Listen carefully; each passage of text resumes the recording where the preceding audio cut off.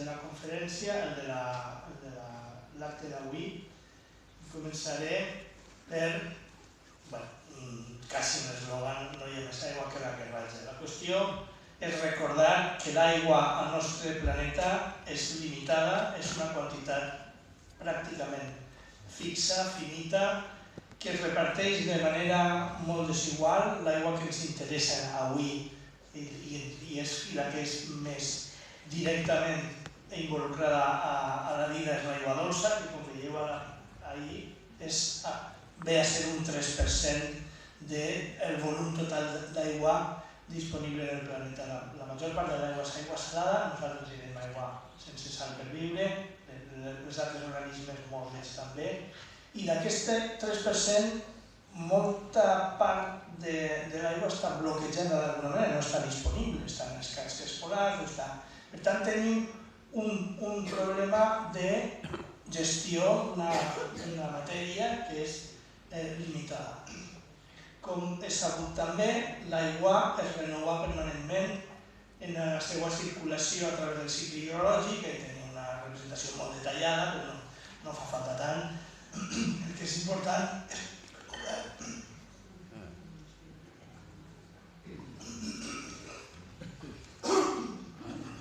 és recordar que el cicle hidrològic forma part del clima i que aquest clima, com és el títol de l'acte d'avui, està seriosament alterat. Hi ha un llibre de Naomi Klein que porta per títol "Això ho canvia tot". Ell fa referència al canvi global, al canvi del clima i moltes altres coses, però és important recordar que aquest canvi climàtic que moltes vegades comentem des del punt de vista dels fenòmens meteorològics, perquè avui fa molta calor, perquè fa una calor que no toca, perquè plou molt o plou poc, en realitat el que està canviant és tot el sistema global de distribució de l'energia i amb una sèrie d'efectes sobre la resta del sistema. I això és el que és preocupant. Jo diria que avui el nostre entorn és quasi, diríem, difícil trobar un negacionista pur. Jo crec que molts dels negacionistes ho són per la galeria, per la seva parròquia, m'estic referint a la gent de l'entorn de Vox i alguns del PP, però la major part dels responsables polítics i la gent que intervé als debats socials és perfectament conscient que existeix un canvi climàtic. Per tant, no és tant el negacionisme el que preocupa, sinó la inconseqüència de la gent que, sabent que estem en aquesta situació de canvi climàtic, no actua, bloqueja o retarda la intervenció necessària per a lluitar contra els efectes del canvi climàtic. A mi em sembla que aquests són més perillosos i, a més, el que és més preocupant és que en ocasions els tenim massa a prop. Gent que no té cap problema en parlar ostentosament de l'emergència climàtica, però després en les seues decisions no sembla que hagi interioritzat del que està parlant. El que hi ha a la pantalla, que és de la informació que publica el PSC, és a dir, el Panell Intergovernamental de Canvi Climàtic, associa els riscos, és aquesta part, quan més fosc, més intensos els riscs, però a mi el que m'interessa és un poc la trajectòria que està dibuixant, perquè nosaltres, no sé si el punter se veu, quan mou, apareix? No apareix.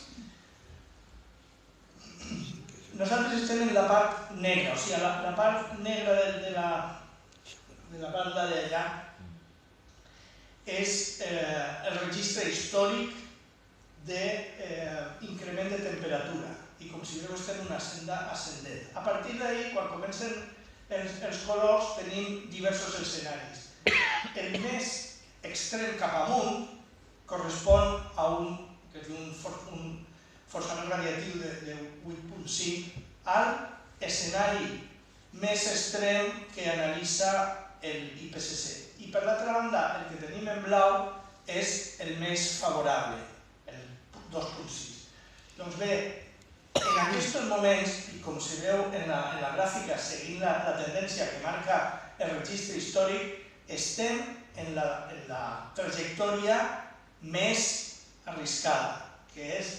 com dic, la de 8.5. Les mesures de mitigació no estan per ara aconseguint flexionar aquesta curva, i això significa que estem en una tendència que a 2050, que com aquell que diu està ahí al costat, preveu un increment de la temperatura per damunt dels 2 graus. És a dir, que la gent més jove que ara està convivint amb nosaltres viurà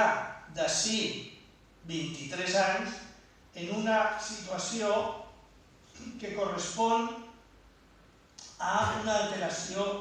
o a una generació de riscos molt intensos en diferents àmbits, sigui la destrucció dels ecosistemes o de fenòmens extrems, etc. No vaig entretenir molt, però per centrar-me en els aspectes relacionats amb la gestió de l'aigua, cal recordar que el canvi climàtic antropogènic afecta a tot el sistema climàtic i amb més precisió al cicle hidrològic en les seues diverses fases. En la fase atmosfèrica, per l'increment de la concentració de gasos d'efecte hivernacle, el CO2 i el metà principalment, però també altres, per l'alteració dels patrons de pluja, això ho veiem ja en els fenòmens meteorològics, que tenim que plou quan no toca, que plou on no toca, que plou més del que toca o menys del que toca, entenent per què toca les tendències històriques, que és on es registra el canvi. També estem registrant any rere any, superem antics rècords de temperatures. Així, normalment de temperatures extremes cap amunt, en altres llocs també de temperatures extremes cap a baix, de gelades més intenses que les registrades prèviament. I associat amb això, els fenòmens extrems atmosfèrics, les pluges molt intenses, les pluges torrencials, les sequeres, el vent, cal no oblidar-ho també. És important, o com deia, les onades de calor. Això no ho podem gestionar en el curt termini, després parlem d'això, però és el marc en el que ens movem. D'altra banda, en la fase terrestre, i ahí sí que tenim instruments d'actuació, com per exemple la Directiva Marc de l'Aigua, en la fase terrestre, un dels efectes del canvi climàtic és la disminució de l'escorrentia i de la infiltració. Això ho estem vivint ara amb la situació de sequera,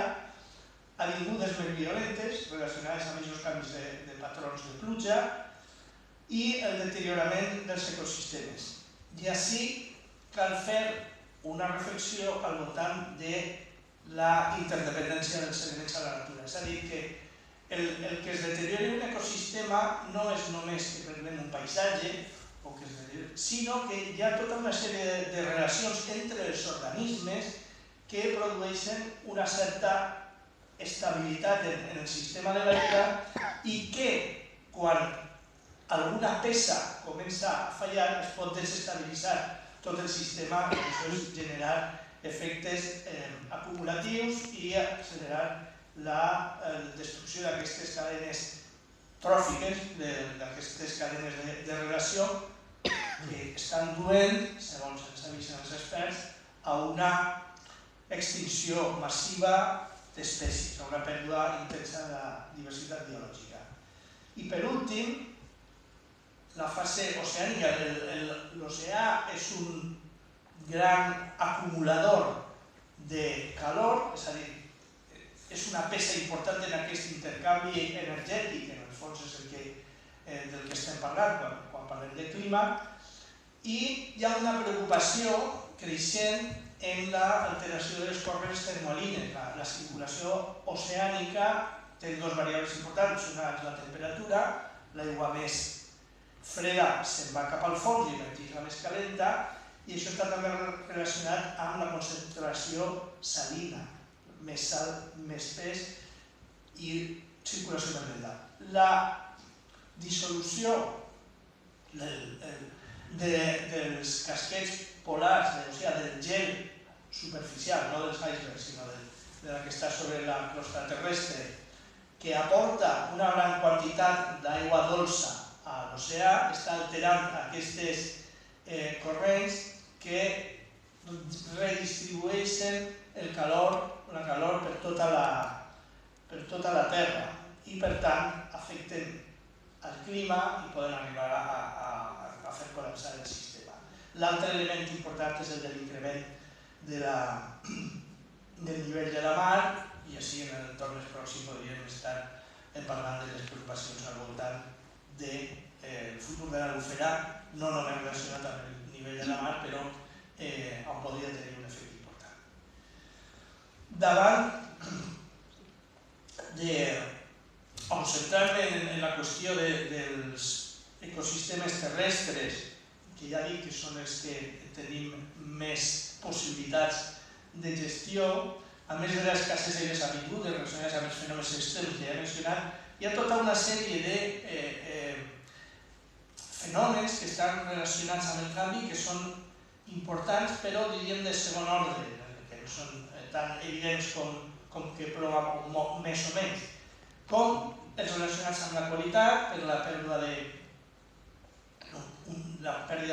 de qualitat química i biològica relacionada amb la menor dilució, l'alteració dels processos ecosistèmics que hem esmentat abans, el deteriorament de la qualitat ecològica relacionada amb l'anterior,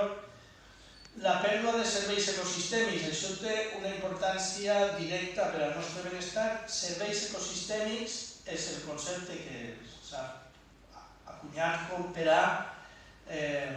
referir-nos a la contribució dels ecosistemes al benestar humà. És a dir, hi ha alguns d'aquests serveis ecosistèmics que estan relacionats amb les nostres activitats, com per exemple de traure aigua d'un riu per a regar, però també hi ha molts altres que no estan tan directament relacionats, que també són importants, que no els gestionem directament, però poden ser la contribució al manteniment d'hàbitats, la contribució a la creació de microclimes, els paisatges, és a dir, un ecosistema en bon estat és fonamental per al nostre benestar en moltes dimensions. Això, relacionat amb els ecosistemes terrestres, amb els ecosistemes aquàtics, una pèrdua de la qualitat ecològica redundant també en una pèrdua dels serveis ecosistèmics, en una pèrdua del nostre benestar. Això genera, i això és una part jo crec que cal destacar, perquè ja estem canviant del que és més o menys una descripció d'elements biofísics a l'esfera social, això comporta tensions socials, l'increment de la tensió social i econòmica. En concret, una competència creixent per l'ús, en la mesura que, sense eixir del nostre entorn més immediat, en la mesura que hi ha menys aigua disponible per als usos, veiem que incrementen les reivindicacions, les demandes, les resistències a compartir, etc. I també això significa una